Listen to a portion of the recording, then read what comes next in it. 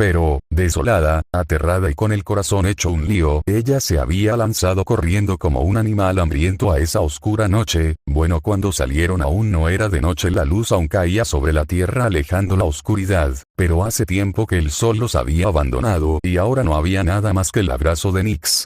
Hace frío, el viento le azotaba la cara. Hace ya un tiempo que la protección divina de la evasión del viento había dejado de actuar en Patrache. La pobre dragón había estado corriendo durante horas sin descanso. ¡Qué criatura tan fiel! Aunque sus pulmones y su corazón debería haber estallado hace tiempo por tal esfuerzo, la dragona se negó a detenerse, se negó a fallar nuevamente a su amo. Patrache galopaba firme, sus patas fuertes marcaban el ritmo del viaje con prisa, pero sin pausa. A su lomo, dos figuras en silencio. Petra, abrazada a la montura, y detrás de ella, el marqués Roswaal L. Matters. Los únicos capaces de actuar con la prisa que la situación corresponde, los únicos capaces de ir por Subaru. La tierra hacia los dominios Karsten se extendía monótonamente, cada árbol que pasaban, cada colina, cada lugar, quedó relegado a no importante, aunque una niña como ella que apenas conoce el mundo debería poder admirar, no importaba, no si él no estaba para disfrutarlo con ella. Roswaal no decía nada.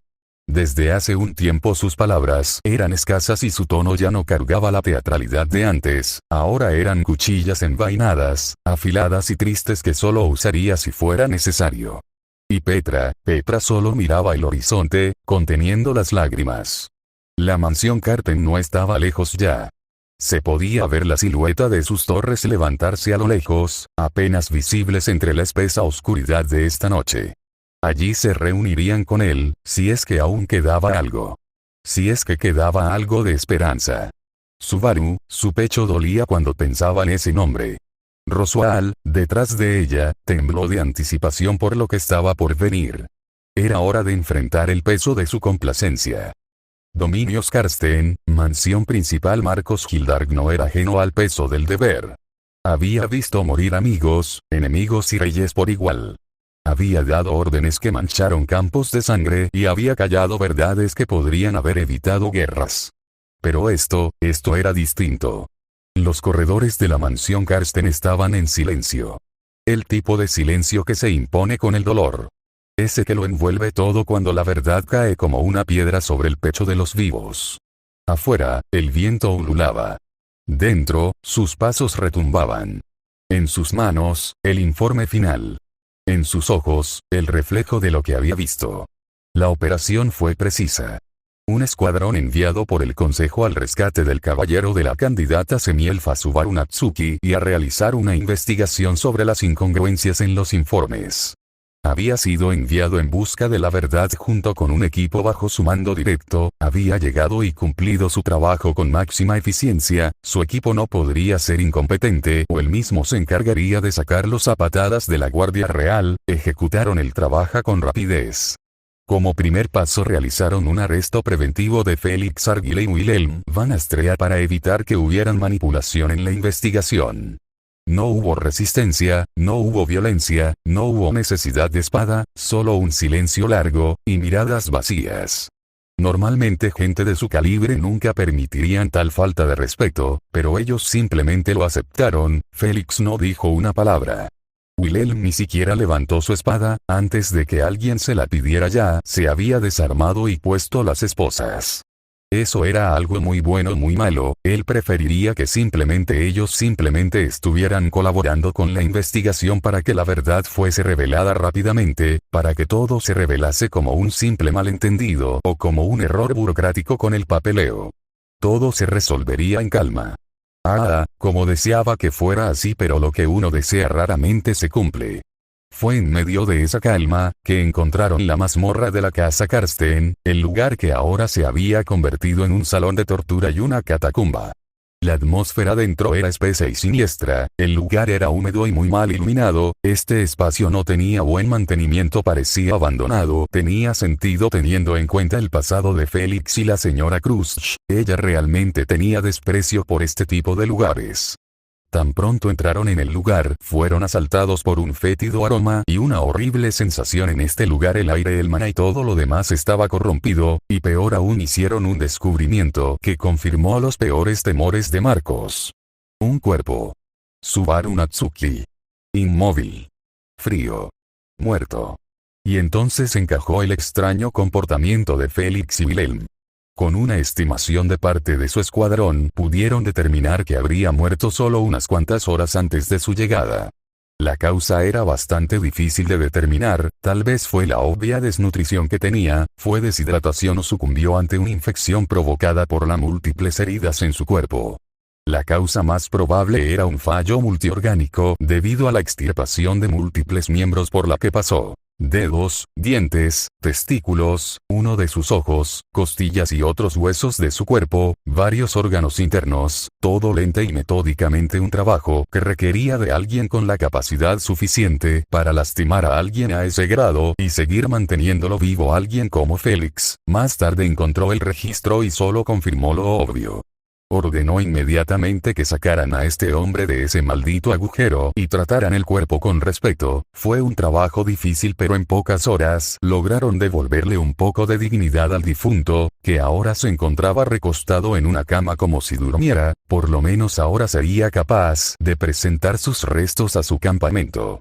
Cuando la investigación concluyó, otros hechos salieron a la luz, como el arzobispo que se encontraba sellado y deplorable estado de la señora Cruz y su inocencia. Esa mujer era incapaz de hacer cualquier cosa actualmente. Las causas y los procedimientos a los que fue sometido el cultista, y la manipulación documental que se había hecho.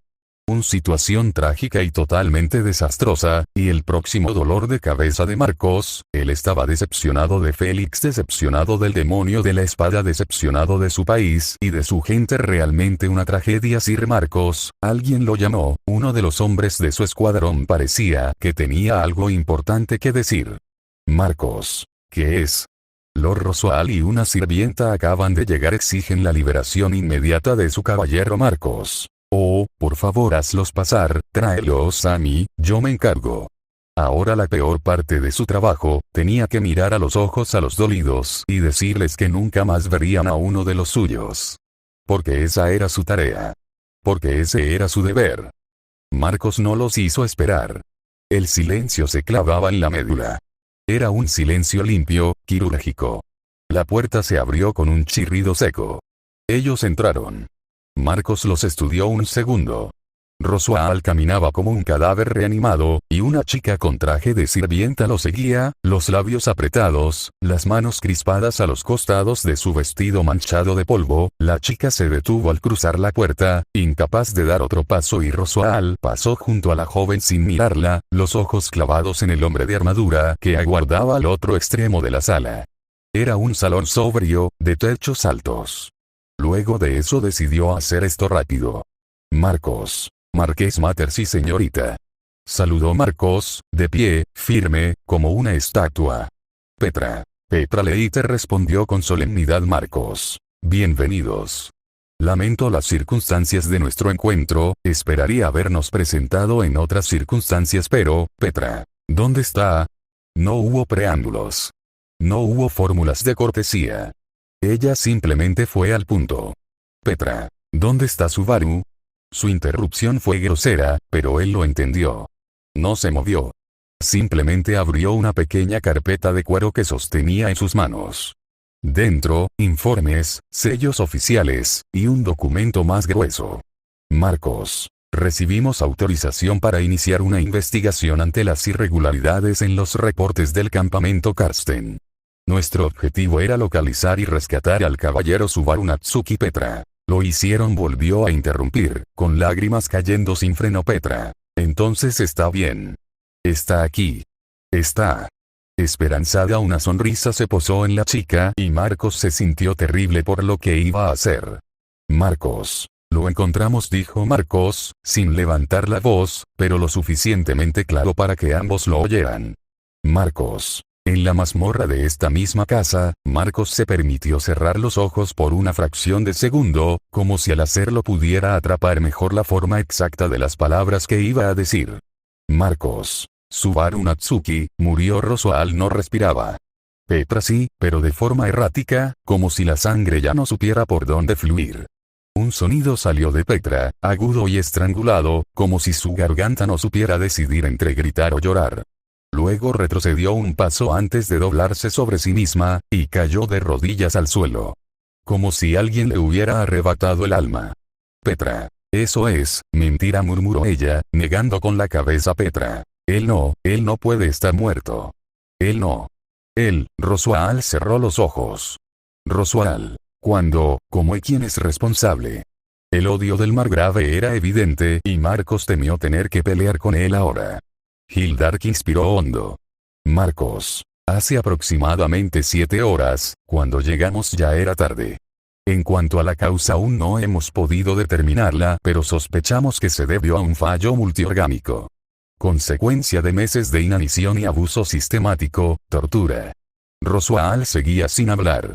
Pero sus dedos se crisparon. Su respiración, antes imperceptible, se volvió irregular. Tenía los ojos clavados en Marcos, una llama de odio se reflejó. Y la chica pareció romperse y empezó un llanto que solo había escuchado de las amantes que perdieron a su amor, uno que desgarraba los corazones de piedra como el suyo. Petra. ¿Quién? Balbuceó con rabia entre lágrimas. Petra. ¿Quién le hizo eso? Marcos tardó en responder. Marcos. No se ha dictado aún un juicio formal, dijo, con tono neutro.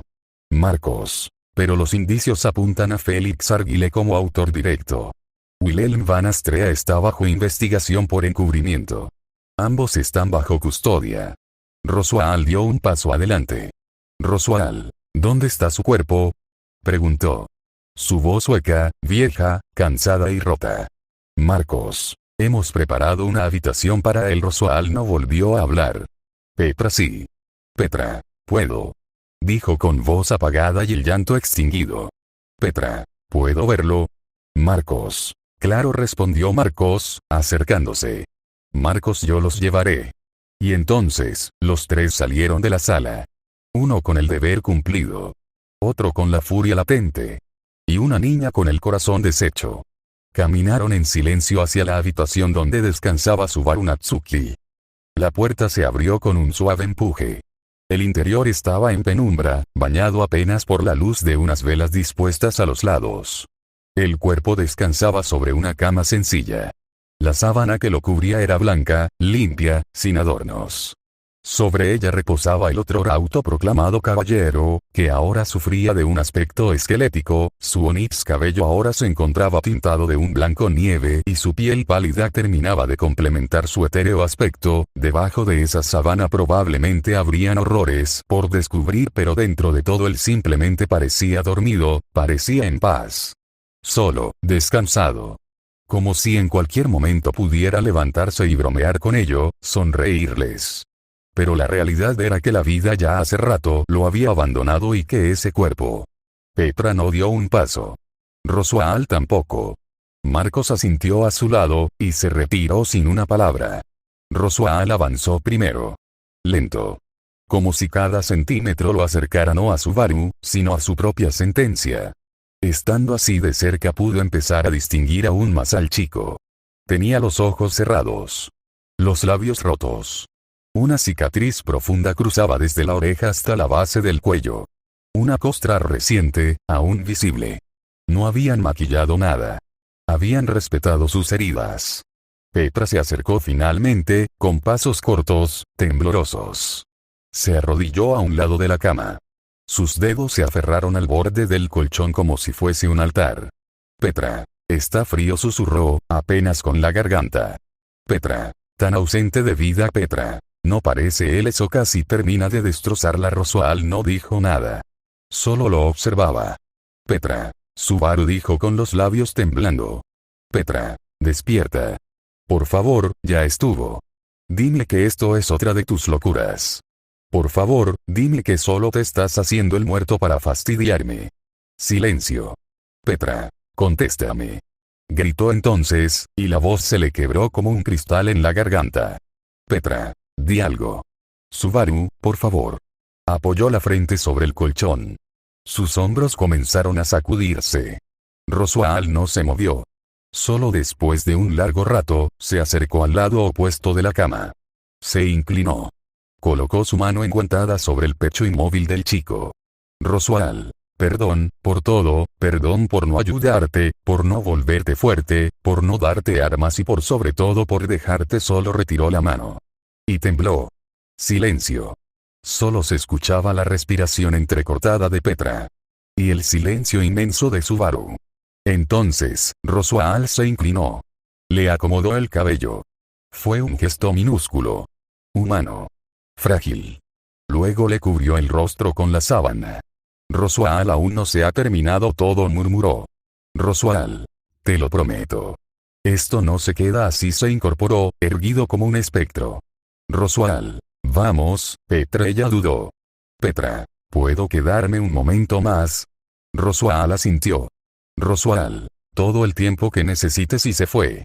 La puerta se cerró tras él con un leve clic. Petra se quedó a solas. A solas con un cuerpo. Con una historia que fue rogada. Y lloró. Hasta que las velas murieron, hasta que las sombras se extendieron por el cuarto, hasta que el cielo se precipitó sobre la tierra con lluvia, hasta que su mundo estuvo engullido por la oscuridad y el frío. Y entonces el mundo al que estaba condenado a sufrir fue destrozado por la aparición de una luz roja.